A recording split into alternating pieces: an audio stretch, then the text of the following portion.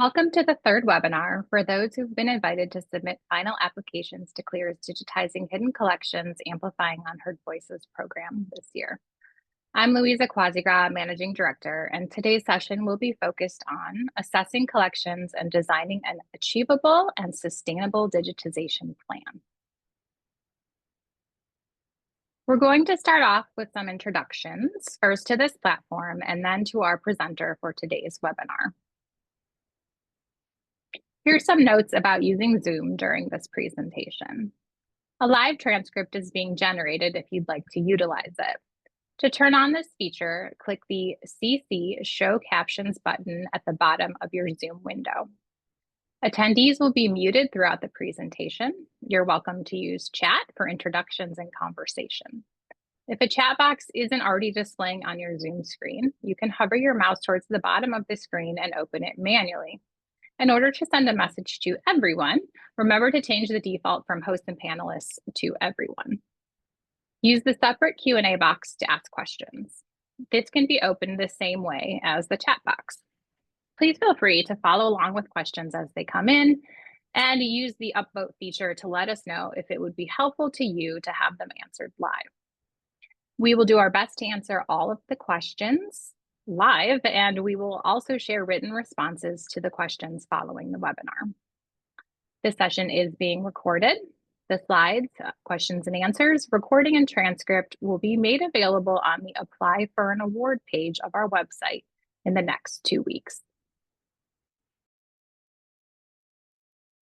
Our team would like to center today's conversation by acknowledging that as residents of the United States, we are speaking to you from unceded land of many Indigenous peoples. I'd like to respectfully acknowledge and recognize the original and current caretakers of the land, water, and air where I live, the Shawnee and Osage peoples, and all their ancestors and descendants. I'm grateful to have the opportunity to live and work on their homelands and ask you to join me in acknowledging all Indigenous communities, their elders both past and present, as well as future generations. May this acknowledgement remind us of our shared commitment to beginning the process of working to dismantle the ongoing legacies of settler colonialism. During today's session, our host will dig into assessing collections and designing a digitization plan. We've allotted 90 minutes total for today, and the speaker will pause at the halfway point at 2:45 p.m. Eastern for a quick break during their content. We're hoping for an engaging time of conversation around identifying and clarifying the collections and materials that will be nominated for digitization, accurately estimating volume materials and digitization outputs, making a competitive case for digitization, setting a realistic timeline, choosing appropriate technology and technical standards for digitization, and considering in-house digitization versus using a vendor.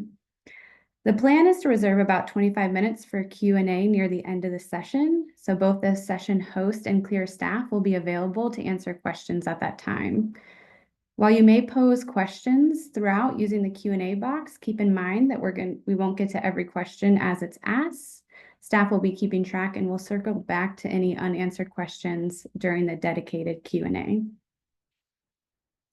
We want to start with a quick poll to gauge how you're feeling about today's topic of assessing collections for digitization. In today's session, you'll learn more about the skills and strategies you need to complete the following application tasks. The project details, materials task, which includes the list of collections, upload, and the representative files, samples upload. The project details, where you'll tell the story. The project details, which will also include outcomes task, and the project details, the work plan task. So let's launch the poll and see how you're feeling.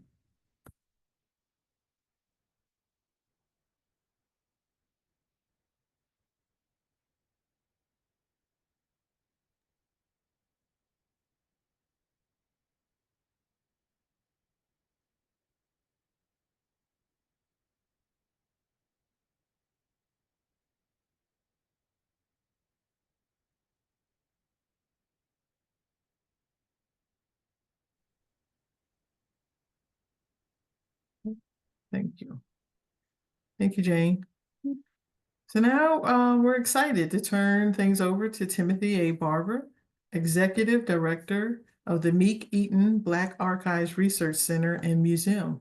We'll take just a moment to let Tim share his slides and get oriented. And as he does that, please remember that we'll be breaking for 5 minutes at the halfway point.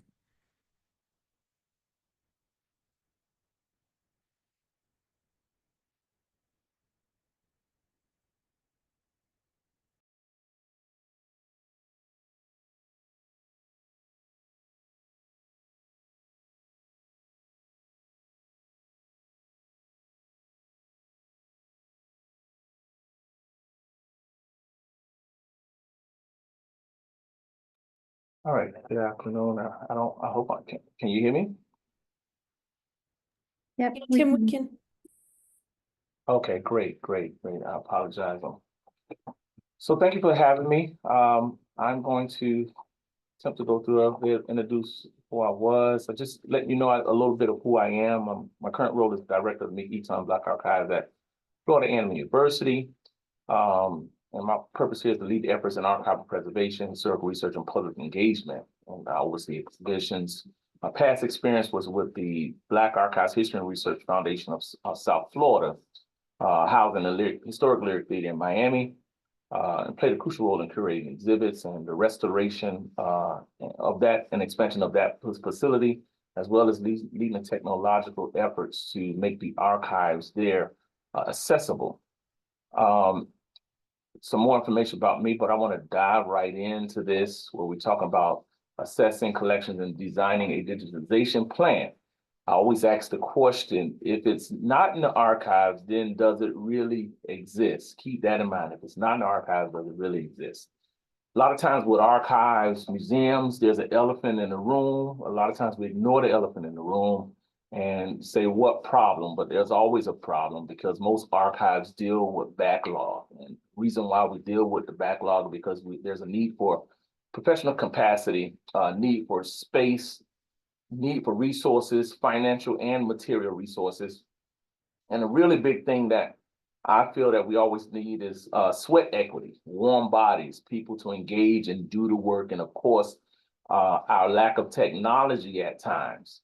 My framework for doing archival work as well as digitization, in any program that I did in Miami as well as here at Florida A&M University, I like to say, if you give a man a fish and you feed him for a day, teach them how to fish and you feed them for a lifetime. I do what I call this transfer of learning. I transfer that to what I do each day, in the way that I got to where I was, because I did not just let someone fish for me. I went out and learned how to fish. I mean, I looked for the information, tried to learn the information on how to do different things. And step one in doing this is first committing to start the project. There's the junkie room, the teenage room, you know. Many archives I went to, this is the way that it looked when I walked in, you know, and that's a failure to commit to start a project. At one point, you have to start somewhere, and it's just figuring out, where do I start with cleaning up this mess, for lack of better terms. The first thing to know and understand is what your value is. What's your value in your collection? Also becoming active in groups and associations that provide professional development, or at least connect you with people in the field that can give you some form of guidance. I like to start short-term and long-term needs and goals, you know, like a needs assessment. You know, you can't do everything in one day. So what is my short-term goals on trying to organize my archives and digitizing things? What is my long-term needs? You know, identifying that up front, identify the personnel and the technology aspirations that you have. You know, try to start making lists. Then you go and research like institutions or organizations that has done similar projects to what you're trying to do, and design a process from getting to an end result step by step. You know, I like to chart things A through Z, and I like to hit every alphabet so that I can see everything clearly and then make my decisions on how I'm going to move.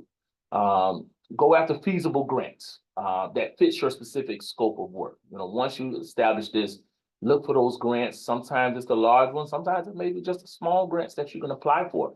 But the biggest thing is making sure that whatever you say in that grant you want to accomplish, you accomplish. Now, one thing when I say commit to start a project, I'm just giving you examples of my experiences. One thing when I first arrived at Florida A&M, my purpose was first to get the accession records up to date. Try to identify, it's the intellectual control about the archives here, identify what were the collections that they've received over the period of time of their lifetime. And what you see on this screen here is that accession record that I started when I got here, creating accession numbers, and I've got the arrow pointing, letting you see that we started at line 2 with the first collection, identifying what we have received.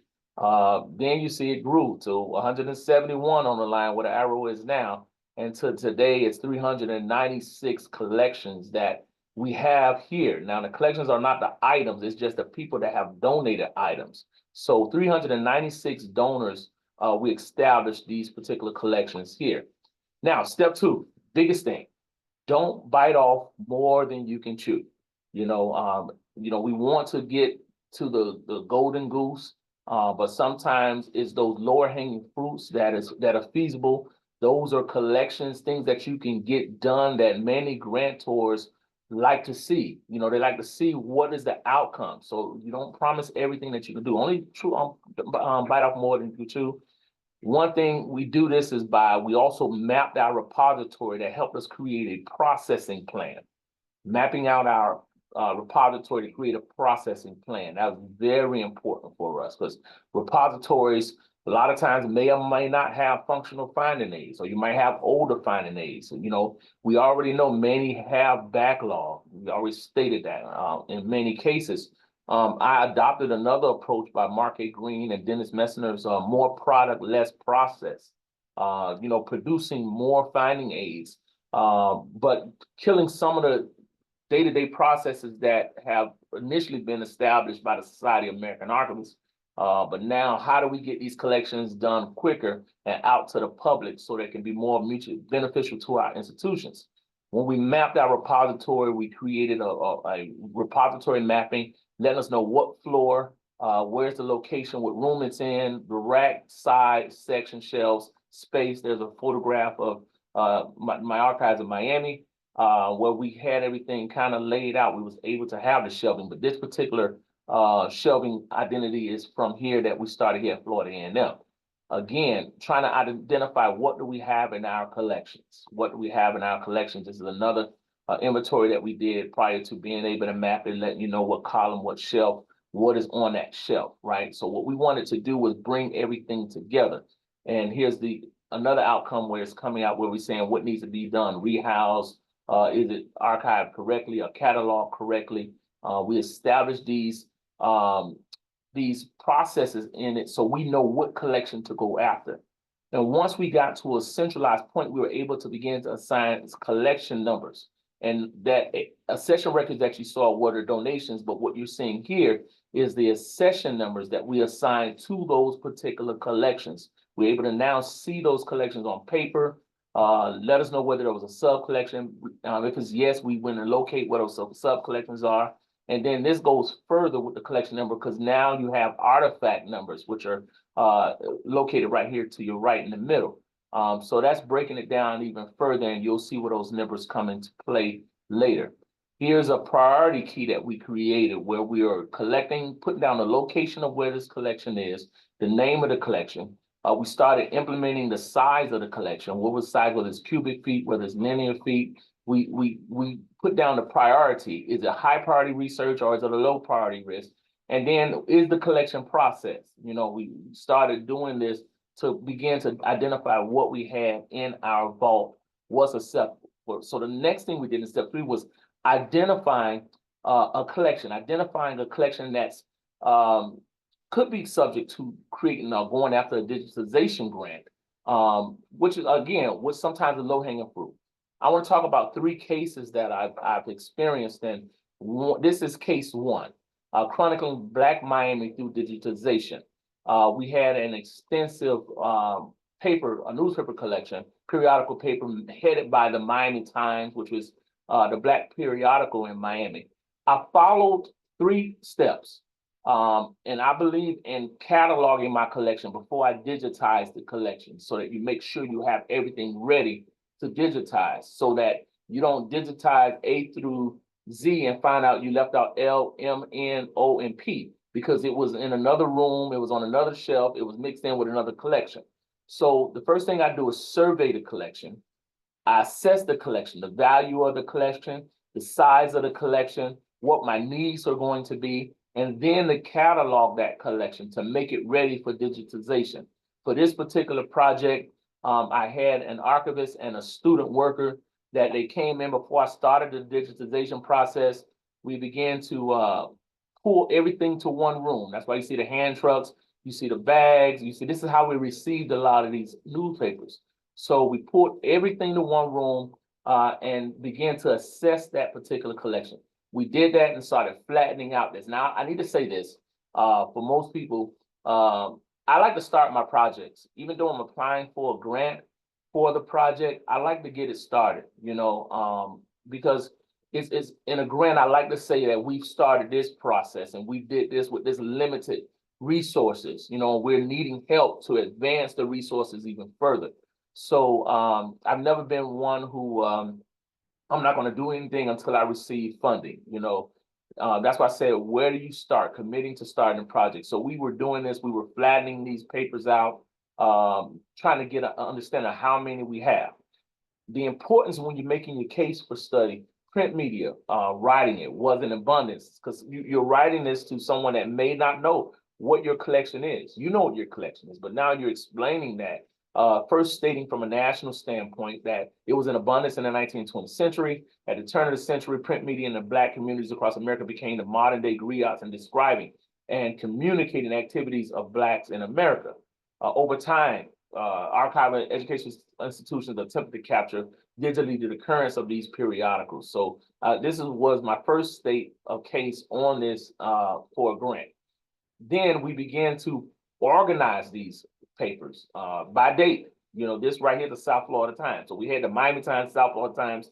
We had the Tropical Dispatch. There were several out of circulation newspapers that are out of business, and then we had some that were still in circulation. Then we had some that were fairly new. So this was a part of that decision. Listen, I don't care how much technology they can create. The best technology for me is paper and pencil.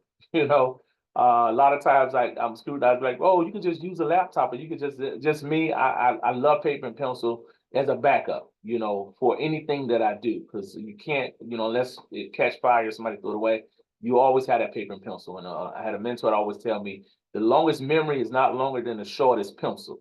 So each newspaper was accounted for on the spreadsheet that we created, documenting the date, the volume, edition, and copies. All this information for each newspaper was recorded on physical paper and an Excel sheet and later typed into a finding aid format. Finding aids are very important when you talk about digitizing. Here is the student and the archivist. They're working to take the papers out of what they had them stored in and begin to put them in acid-free folders inside of that room. They were organized by series.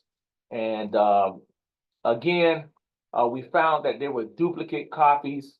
We planned in doing this to include 3 copies and then begin immediate preservation by flattening and isolating in acid-free folders each copy.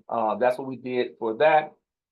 And we found that after doing this assessing this collection, we found that we had over 350 newspapers that we had in our value. So at that point now, I can make my competitive case for digitizing this particular collection. I have my volumes, wrote out seeking funding to undertake a comprehensive digitization project of the Miami Times newspaper, explaining what the Miami Times is, 1923. I focused on the Miami Times because it is the longest running Black periodical, I think, currently in the United States.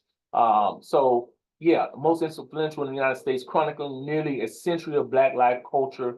Digitizing this is invaluable. Archive will preserve its fragile historical content, my significance and need, saying that Miami Times is a vital record of African American history.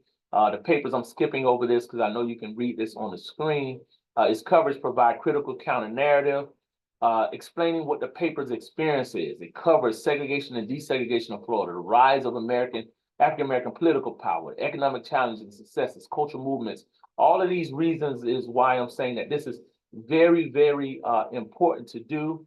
Talk about preserving these papers because many of them were brittle, and we needed to scan these. We needed to get this going. It also addressed gaps, explaining the gaps in the history, because at one point African American history wasn't documented as well for case and reasons that we all should be aware of.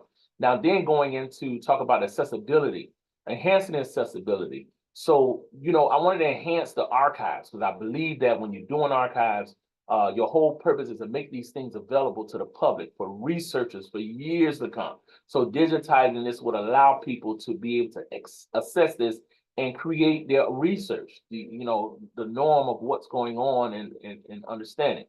Providing a project scope and objectives, giving the impact and outcomes. You know, what are you going to do with this collection? And I'll show you later on. It's one thing to digitize, but what are you going to do with the digital footprint and the digital records? And of course, budget justification, why this is important, why you need the staff. And I believe that was handled at another session.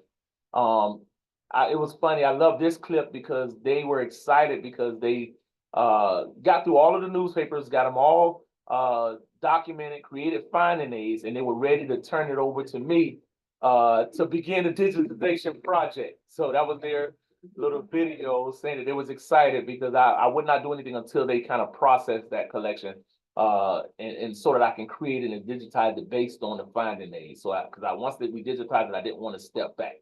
Now, a case 2 study here at the Meek Eaton Black Archives. One thing about this institution, it was stagnant here in terms of technology.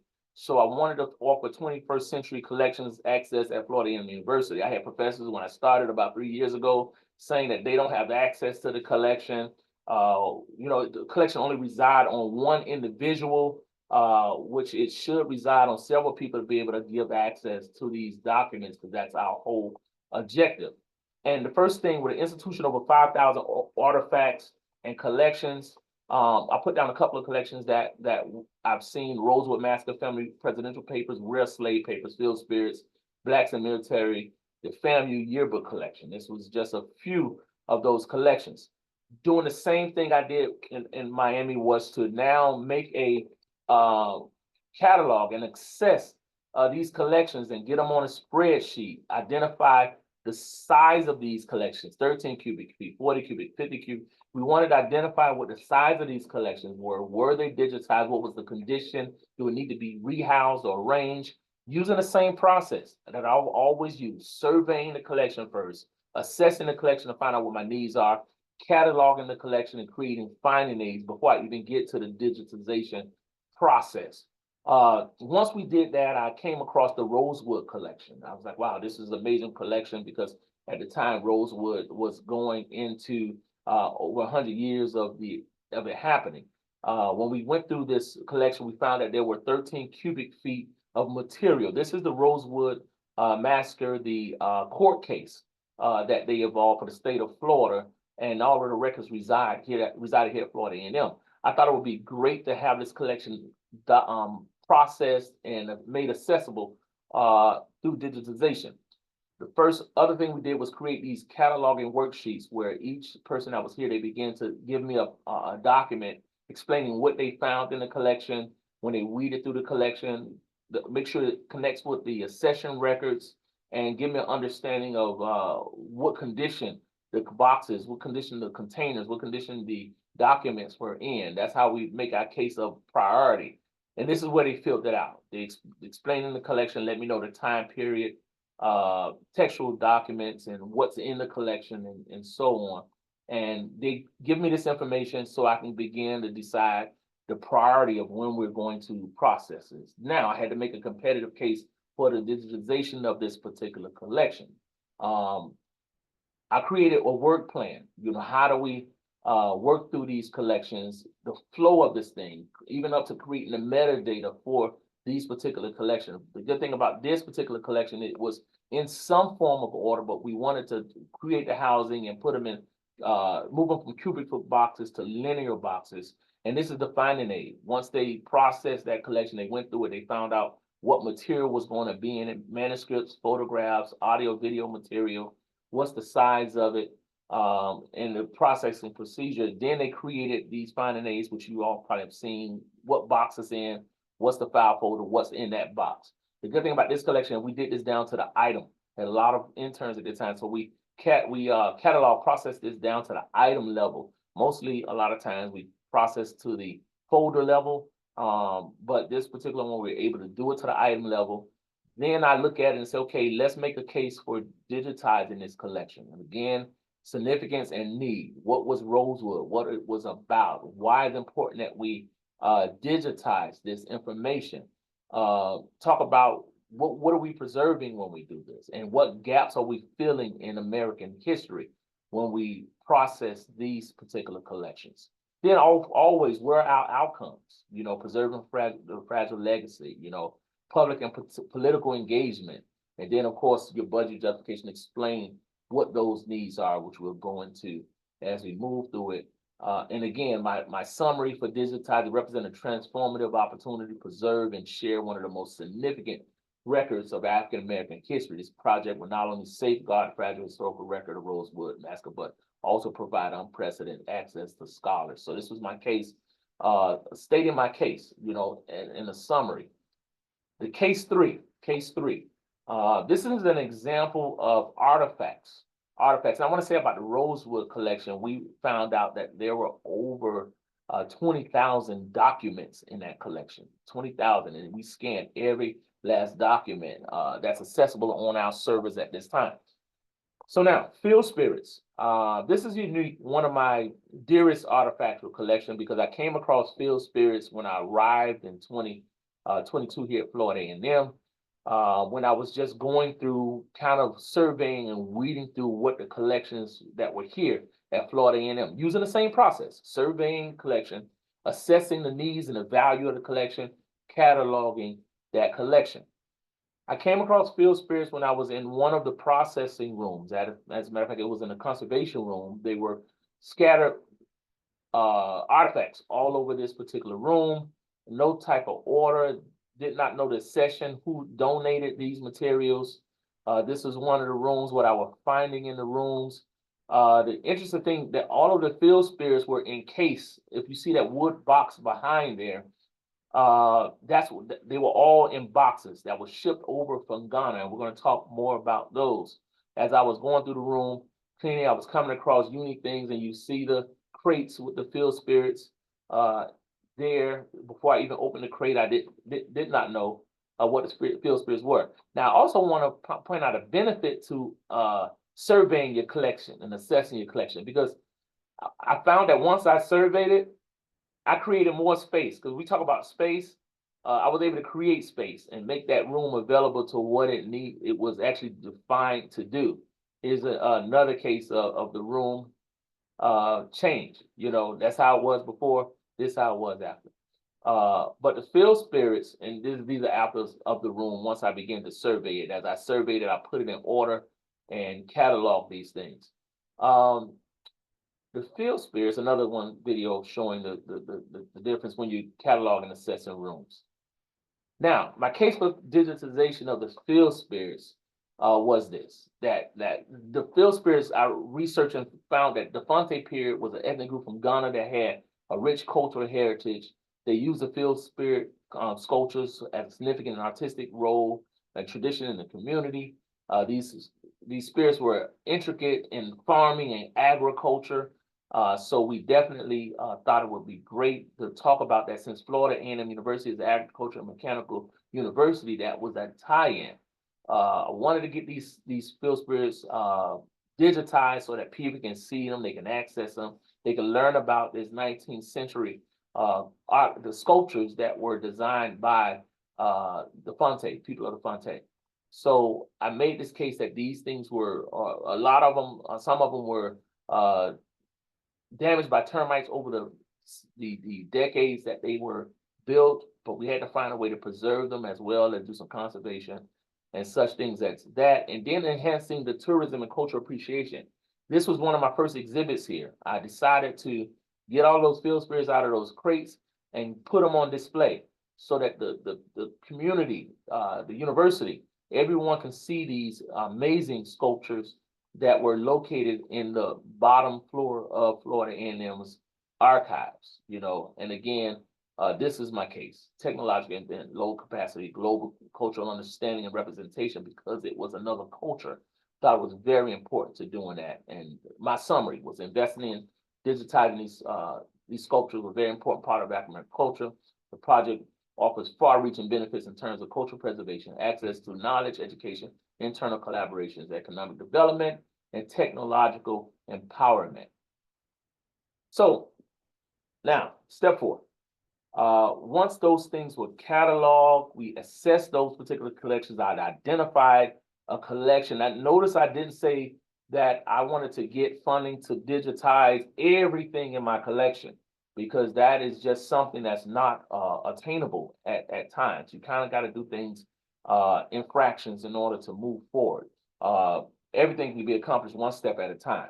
So I like to say I like to digitize with a purpose. I just don't believe in just digitizing things and you don't have a purpose. That purpose could be making it available to the public on a database, making sure that we have it on servers, and we'll talk about all of those things, right? Now, when you talk about getting to the level of digitization, you may need to hire a vendor or outsource your digital archive project. You may have to do it because you might not have the staff that's able to commit to learning these things, or you don't have an IT department that can assist you with making sure that you have the right servers, the right storage for these, or your staff don't have the expertise to implement or manage a digital archives, or your staff does not have the time to take away from their regular duty, because I'm aware everybody have a lot of things to do to implement or manage a digital archives, or you don't have a hosting server on site and we'll need to host these things remotely. And again, you don't have the budget to purchase all of the necessary equipment to digitize the items in your collection. Now, a vendor, you could outsource certain things. If you have some of those things, you may need to outsource some things. You might have to have a vendor that will scan your documents, your papers, your books, convert audio video files to proper online formats, editing the audio video files, photographs, or 3D items. For example, what I said with the Black Archives of Miami and their newspaper collection, they processed the collection, but I went ahead and digitized the collection and put it on to online accessible database, archival platforms. So that was an outsourced thing where they outsourced to me after I left. Install and configure digital archive software and database hosting. You might not, you can outsource that to a digital assistant. Now, or enter data and digitize content. They can do those things. They can provide training to your staff on how to catalog, preserve, or properly store items in the collection, or enter data and digitize content in digital archives, or manage the digital archives after initial activation.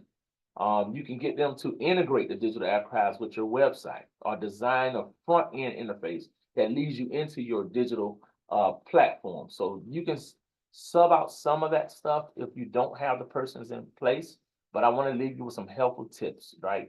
You want to, one, create a clearly defined schedule and timeline for completed tasks for the staff or the vendor.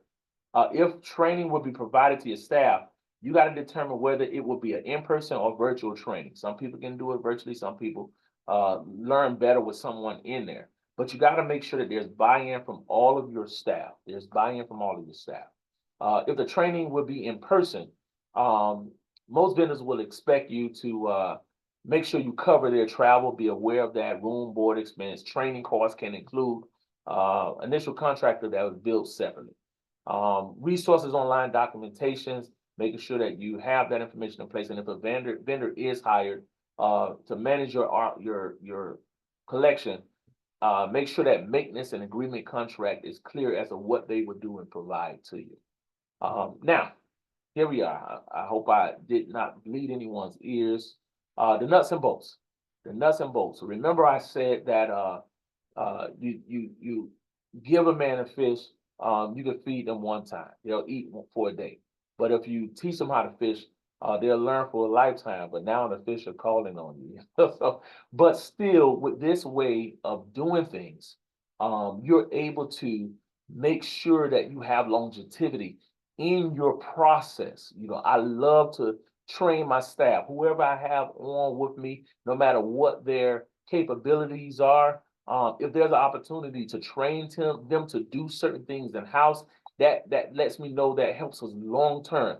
Even I remember my first grant, I'll be honest with you, the first grant I received, this was way back in, telling my age, 2009. It was an institution initially that were going to, a mother institution that was going to just take our material and digitize them and give them back to us. But when I applied for the grant and received the grant, my grant said, no, you're not going to take our material. What I want you to do is take my staff and let them train, learn how to digitize, learn how to build a website, learn how to build a database. And that worked out well for me. And that was that beginning I had with making sure that every time where I go, I had a staff that was knowledgeable on learning how to do these things. And I always make sure I transferred my learning of things that I've known to my staff so that they can continue to do the things that we need to do. Now we talked about timelines. You know, this is just a basic timeline for a year's worth of activity. Identify your high priority collection. That's where you start. And this is before funding. This is after funding, or this is after you've assessed your collection and you kind of identify what collection you wanted to use. Identify the high priority collection, evaluate and assess that collection for preservation and research potential. Identify your staffing needs by March. You know, what needs do we have? Get your staff on during that period. Begin to catalog that collection. Collection process may continue on in the next month. Training, you know, by that time, if you have a grant and you purchase equipment, the equipment probably be coming in, especially if it's a reimbursable grant or something of that nature. Equipment may take time to come in, but once that equipment come in, let's train on that equipment, because by that time there should be some documents and things that are processed that you can begin digitizing those things in July. I would always do it to evaluate what I'm doing. I always ask my staff, hey, how's it going? How many you did? How many collections you worked with last month? What did it look like this month? Do we need to make any adjustments? Do we need to redirect anything? So we always evaluate ourselves, and then we make changes and updates to what we're working on to make sure that it work and flows better. Continuing to digitize, because that is a tedious and long process. Conduct preliminary findings, making sure that we've reached those milestones the earmarks that we stated, and then review at the end, the last month, reviewing the work, and then finalizing any reports that we have to report back to the funder. You know, that's just a plain timeline, but I want to share with you a timeline that I worked on for a 3-year grant that I received here. And again, this is a more drawn out, laid out process, things that we can control, ongoing collection process project. We can see it started October 2022. I arrived here in July of 2022. And we're always trying to process these collections, because our goal is to make these collections available. If my grant included any staff, I try to include onboarding at least a month. Being at the university, I don't control the timeline for getting people hired, but I try to at least get them on board within a month after I search. Doing our first evaluation, because the only way you can judge where you come from is making sure you evaluate where you started. Advertise for interns, making sure that we review applications and then we get interns onboard the interns. So by October, semester starts normally the first week of September or the last week of August. At least by October, those trained archivists, they're training, the students are training. We continue doing training, getting them going, and then implementing program activities with processing. Now they're ready to go. A lot of times, once those collections are processed, they begin digitizing. We're going to talk about the AO Quartz. It's a large-scale scanner that I purchased that I think is an amazing scanner, and it helps. It does a lot of digitization work for us. Training on the database system that we build, and you see the ongoing program evaluations. We always evaluating the program, like almost every 3 or 4 months, we're evaluating where we are with it. Digital Fellows begin digitalization project. This is just year 1 on this. Here's year 2, pretty much almost identical, but there's no need to hire. Only way we're looking to hire if interns, if we have turnovers, if we have graduates, or some interns are not working out and we want to open it up to other interns. Then also here's the activities. And then going into the third year, almost the same thing, but the difference is final program and evaluations are at the bottom, where we are now trying to wrap up those things as a timeline.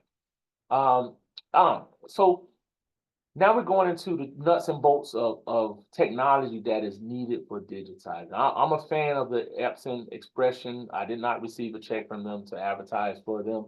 I purchased this this Epson, the PH flatbed in 2000, which is on the right, and I'll tell you why I like that one. In 2009, and it's interesting that it is still one of the best tabletops, small scanners that is out there. The reason I like the PH, the one on the left is the graphics, but I like the PH because it comes with a lid that allows you to do negatives. It allows you to do negatives. You place the negative in there, it will preserve that negative as well as develop that negative for you when you scan it. The thing about this Epson, in 2009, the cost was about $5,000 to $6,000 when I purchased that. But today, I recently purchased, I think I purchased two here at Florida A&M, and it ran about $3,000 to $4,000. So scan area is pretty large, 17 inches. You get a half a newspaper on there, one side, if you needed to. It has a size, the weight is very lightweight. The maximum resolution, 12,000 DPI. That's digital pixels by inches. 48-bit internal, external, great grayscale bit as well. This is a very nice scanner for you to use. Now, you might say, well, what if I don't have $3,000 to $4,000? How do I start scanning today? I just became a fan of the snap scan, the feeder, when we started doing the rosewood papers. I really was never a fan of putting material through a document scanner, but I found this one to be very nice. The snap scan is about $400 to $500. I would not put onion paper in it, but if you have Xerox paper of stuff that you're scanning, this will do it for you. It will do it for you in TIFF, PDF, JPEG, whatever you wanted to scan. It can even scan front to back without flipping it over. That allows you to scan a lot of material at one time when you're talking about digitizing documents. Now, flatbed scanners. I showed you the high end on the scanner. This Epson Perfection is about $89.99, $90 last time I checked. It's a pretty decent scanner. If you want to get started, you don't have to wait for the super bells and whistles. There's opportunity to start your project at $90. On another scale, 4800 DPI is not bad. Another one is the Epson Perfection V300, which is a photo scanner, about $550 roughly, and you get 9600 DPI on this particular scanner. Now, I mentioned the Quartz A1. This is the one that I was able to acquire when I was in Miami, that we did the newspaper digitization project on, and I just recently here at Florida A&M purchased it for the archives here. This 4-star FADGI compliant. This is a very effective machine. Again, I'm not telling you what machine to buy. I'm only telling you what I've worked with. But this machine runs about $150,000. You know, so it's kind of difficult if you write it in the grant. You're going to lose somewhere depending on the grant, but it is a major scanner. And it also down with the newest one I have, I'm able to do some 3D depth ratio scanning with portraits and things that are in frames. It is able to pick up all of that in the depth of the frame and things of that nature. So this is a major scanner for us. Now, another technological thing that you need when you're talking about digitizing, you need cloud servers. You know, you need you can either do it from a cloud server, a physical server in-house, or external hard drives. Cloud servers, the subscription plans, IT is optional. You can just upload and it's backed up. Now the physical server, there's upfront costs. You got to purchase the physical server. Then you have to have IT set up, and then you have to select backup options. External hard drives, the upfront cost is very low. They're affordable, but there's no real backup, and it's very user friendly, but it's kind of on the short term. We'll talk about those things. Cloud storage, is good, but you have a ongoing subscription for cloud service. You have an ongoing subscription. You know, for some people that don't have the steady flow of income, this can become problematic because I always say, who owns it? If I don't pay my bill, do I get cut off from the material that I've been storing on the cloud server? The in-house server, which I love the in-house servers. We had an in-house server in Miami. You know, I loved it because I was able to expand it. I did have an IT firm that worked for our organization, but they set it up and we were able to store all of the material on these servers. You have a power edge, and of course, it depends on the memory that you have and the RAM that you select with these servers that increase the cost. But it's nothing wrong with having an in-house server to store your material on as a backup. And the reason I like these, a lot of times we're hurricane prone in Miami. I would, when it's time to shut down for a hurricane, I would just put, it's two blades, I'll pull the blades. One blade would go on to one employee and another blade would come with me for backup, just in case we have anything that happens during a tragedy or storm or anything like that. I've been exploring here at Florida A&M. I was introduced to this thing called Synology. I don't know if anybody's aware of this. This is another type of server where you can store material on. I did order one. I'm waiting for it to come in. And you buy those discs, different discs that go into this system to increase your storage capability from 4 terabytes on up. It starts at $2,595, which is affordable, and you can add memory to this for you to store those particular things. Wait for the next couple of minutes. Okay, just let me know when we want to break. Now, the other side of storage is these are portable storage units. There's a give and a curse for this. I know we've used these. I use them here because they don't have service here at Florida A&M. But they're inexpensive, but the setback is they're still magnetic. They do have the opportunity to information to be erased. If you set it by somewhere, if it tilts over while it's on, I would use these to back up. I would have 2 or 3 of them. I would back up each one of them. Every time I add something to it, just to make sure I don't lose anything. But it's still doable. There is a start for doing this. All right. So we're going to take a break at this time. And when we come back, we'll go through the process and go from there. Thank you.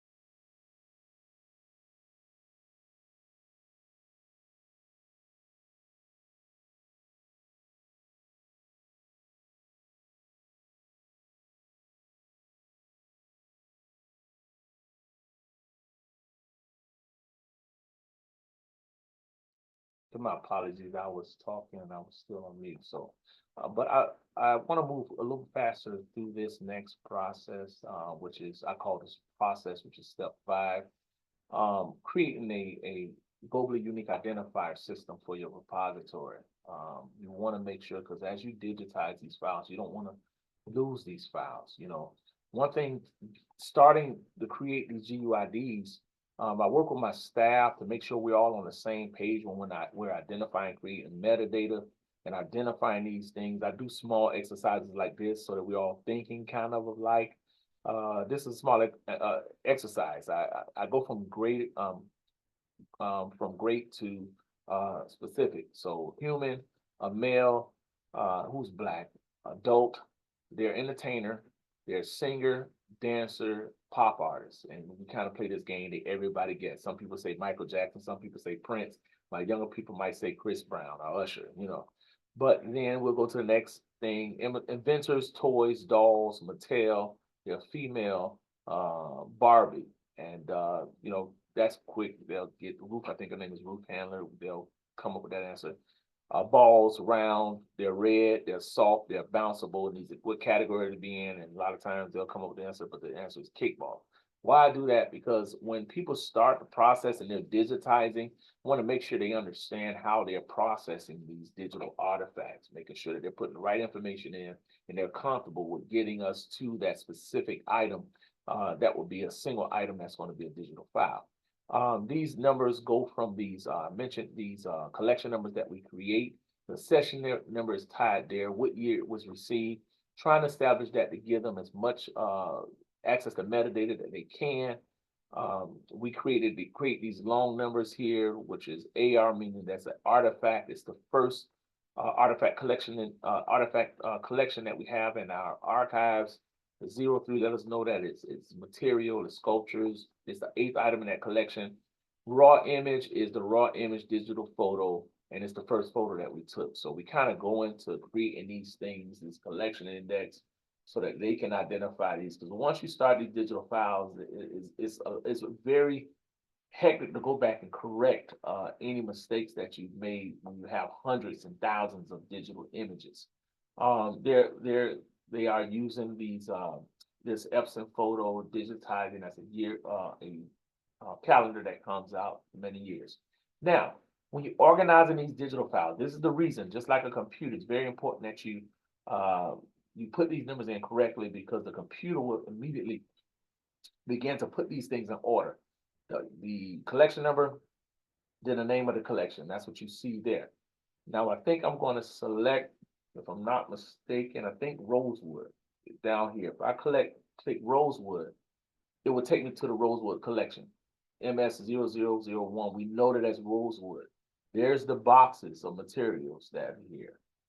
And then if I collect another box, I'll click a box, it's going to take me to box 8. Click box 8, it's going to tell me how many file folders are in box 8. There's 7 file folders in box 8. If I click it again, this is going to be, I click box file folder 1.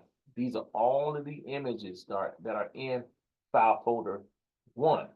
And I think I'm just messing around. If I was to click this particular item, file folder 1, 2, this is that item, box 1, file folder 1, item number 2, the first page in this item. So we're able to get to our artifacts when we're digitizing fairly easy when we do this. This is item number 2, page in there, number 2.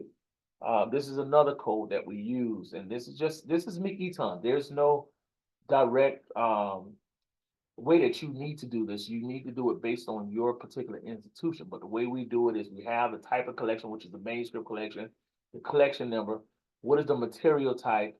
A lot of times we do the collection name, but we don't have to do it to shorten it, what box it is, the folder. Sometimes we put the folder count in there and what item in that folder is. This is kind of what we do in order to engage this, as well as I created a holding index, archival holding index, and it is revised. You saw it was created October 5th. We revised it, and I'm quite sure we revised it several times older. And what this is a roadmap to this repository, because it's not about me, it's about staff knowing where these things are, where the collections are, creating a digital file, how we're going to store it, creating the metadata, creating online access, and then handing it off for public consumption. I wanted to point this out real quick is I want you to see, remember case 1, chronicling Black Miami through digitization. If I click this, it's going to take us to that particular collection. Ooh, why is it showing up like it's on the screen? But this is online. This is the online database. It tells you what Miami Times. I was wondering if I can back out of this. There we go. There we go. It was a little blown up. There we go. That looks a lot better. So this is their online database that was created, where their collections, that paper is there. They can scan through that entire newspaper that's here. And that's that collection, Miami Times collection.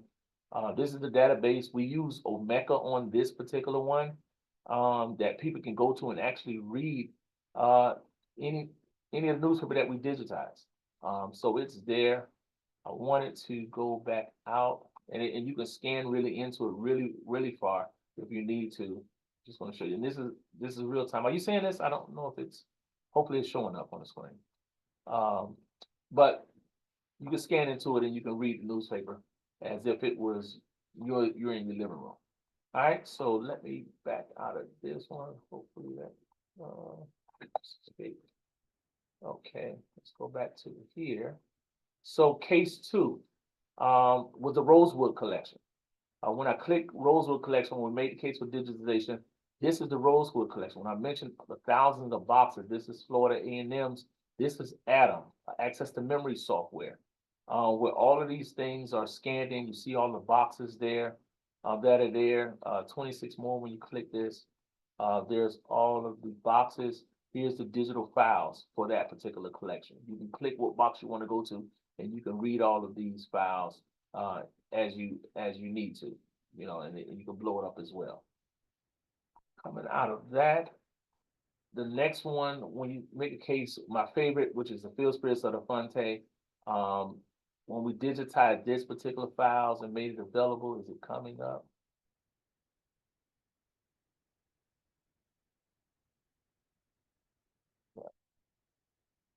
Use my internet here. Bam, you sometimes is. Okay, let's try it again. So when you do field spirit, here's field spirits of the Fonte. So here's those items, and this is the where artifact has been digitized and accessible to the public. All of these are online access to the public to be able to see. This is one of the field spirits. But this is the end result for doing a digitization project, you know, that you're making it available.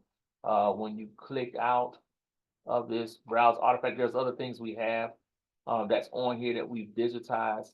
But this is just your end result. You want to, you can bring on a vendor to create these databases for you so that you're able to now store your material and make it available. But those are your end results. Those are your outcomes. Let's see where I am now, keeping this moving. I know we're short on time. And there we have it. I hope that I have brought some information to you. I look forward to your questions and being able to answer what I can. Thank you, Clear staff, for everything you've done to allow me to this opportunity, this platform to speak to your grantees.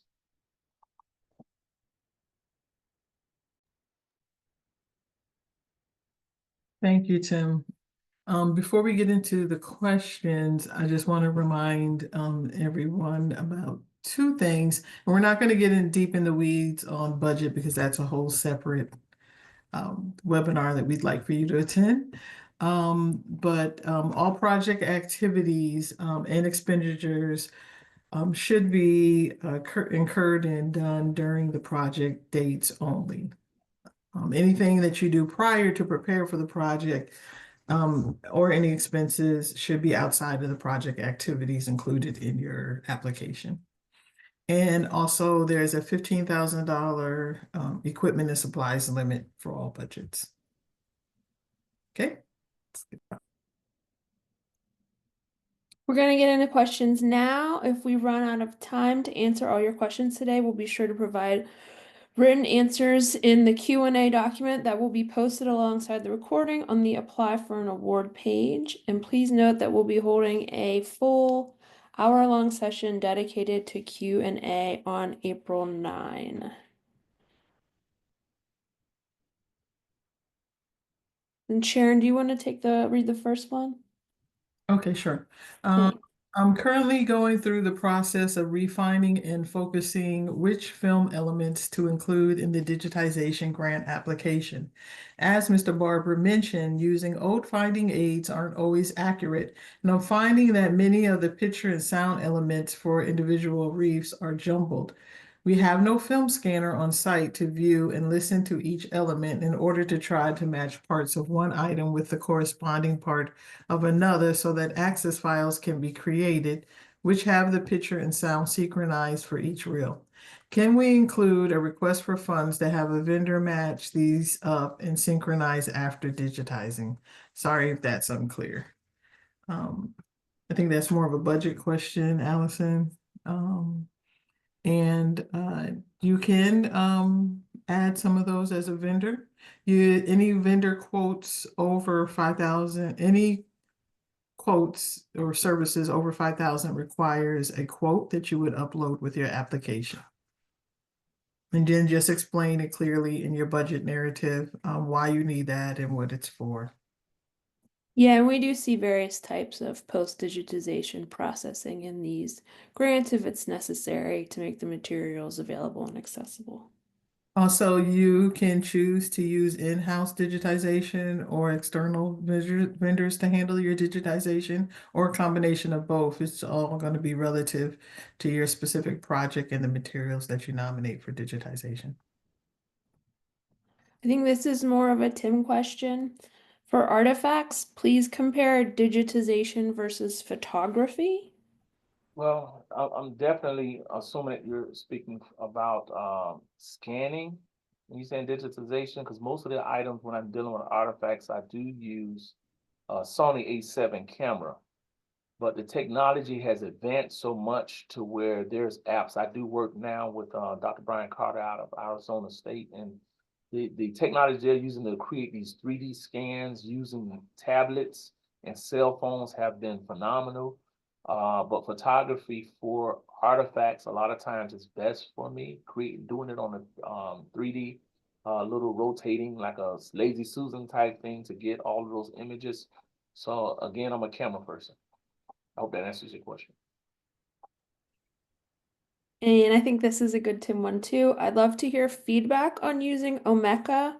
I gather that Omeka is great for providing access use by researchers, but I do wonder about its limits when it comes to creating something super interactive and accessible for public audiences. Any thoughts? Yes, Omeka, I initially started with Omeka. Omeka, going from Archon, if everybody remember Archon and archival space and things like that. I found for me, Omeka has been good for my artifacts. Because when I first uploaded Omeka, I put the rosewood papers on there and it was just so cumbersome. Talk about 10,000 plus papers in Omeka. It was just too much. So I decided to do a digital platform where I'm using Atom access to memory for my paper collections, and then I'm using Omeka for artifacts. I do find unique things like creating these PowerPoint type videos or the 3D, like I said, where people can actually move it with their cursor. And you can upload those things to Omeka as well, to where it even goes or 360. It's just a way that you upload it. So I think both works well. It's just you finding what templates work for you.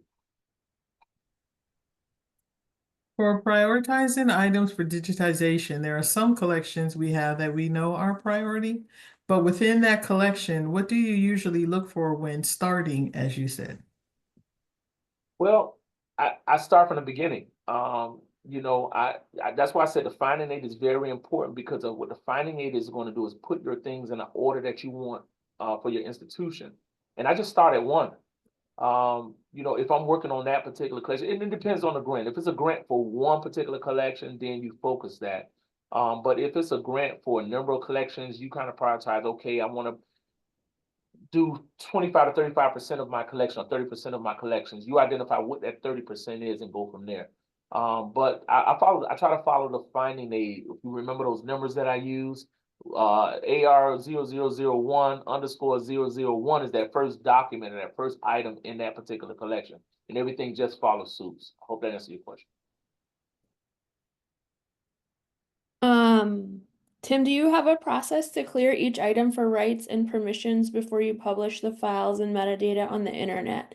Do you restrict items for ethical reasons? For example, culturally sensitive material? Yes. That is very important. One, that's why I went back to the accession records. The accession records is your Bible.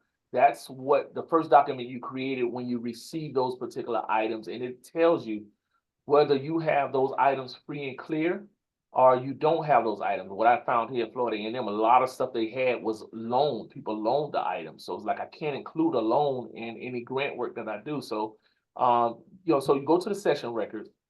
And of course, when you're processing, you may find information with Social Security, like the Rosewood collection, for example. It had people death certificates in it. It had Social Security numbers in it, date of births. We really black those things out, or we do create a red box, which is my not open to public box.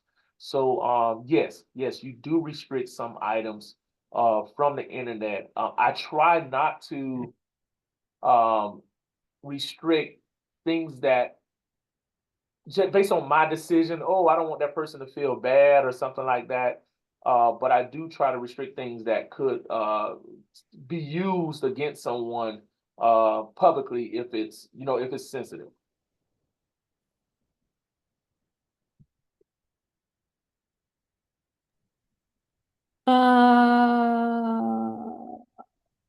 Can we can we ask for a copy of the slides? I believe these will go up. Team, correct me if I'm wrong, but I believe that Tim will provide his slides and they will go up along with the recording and the question and answer document on the program's apply for an award page. So you'll be able to access all of that there in about a week. Do we have any more questions?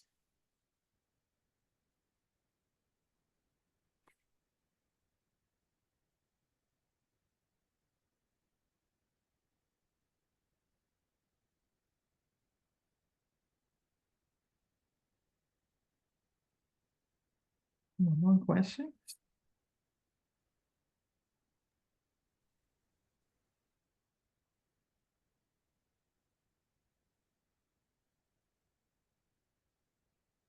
Here we go.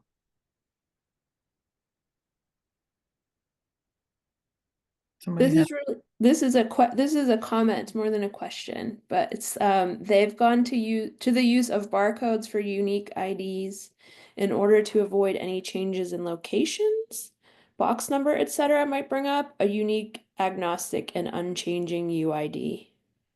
I don't know if anyone has any feedback on using barcodes as a UID. Yes, I did do barcodes in Miami. It worked out really well. Once you got it plugged in the system. I didn't specifically talk about the barcodes because that's not something everyone has access to because you have to have the equipment to scan it. But I think now they have some barcodes you can scan just from your phone, like if you was at Walmart. So that is a great way to use the unique IDs as well. Do you have any? Sorry, Sharon, you want to do that one? Oh, go ahead. Do you have any additional advice on how the work plan should be designed? I know there is a template, but what seems to work best in terms of designing and presenting the information?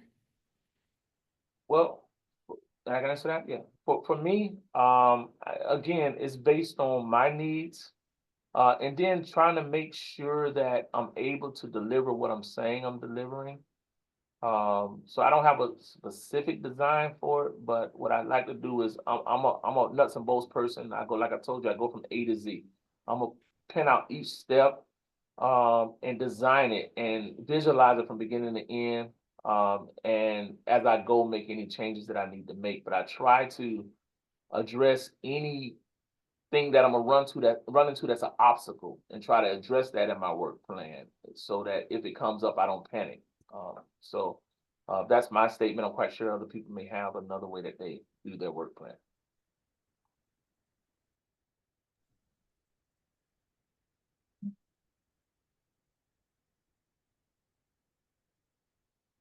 Okay, looks like are there no more further questions?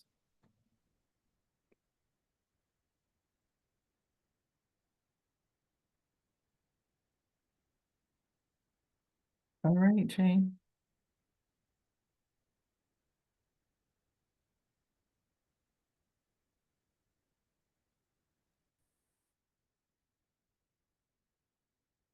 So we just have a few quick reminders before we break. First, we want to do another poll to check in on how you're feeling about today's topic. So in 1 second, I'll have that up.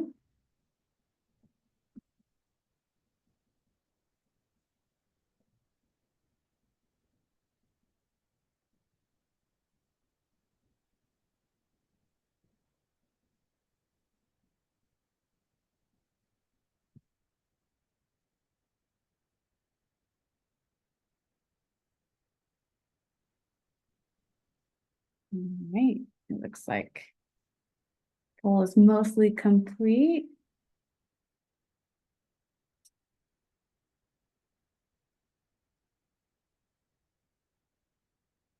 Thank you for your participation and feedback. As you work on your final application, remember that there's 2 more sessions next month.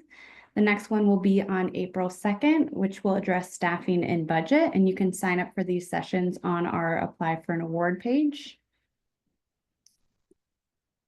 We are so glad you're able to join us today, and we want to extend a huge thanks to Tim for leading us. As we continue our assessment of the program, we appreciate your ongoing feedback. So we've shared a link in the chat to a survey for today's webinar. We look forward to hearing how this session went, what you might like to see in future sessions, and how we might improve. So please don't hesitate to send questions also to the Clear Grants team as they come up between now and the final submission date of May 5th. Thank you, and we hope to see you at another session soon.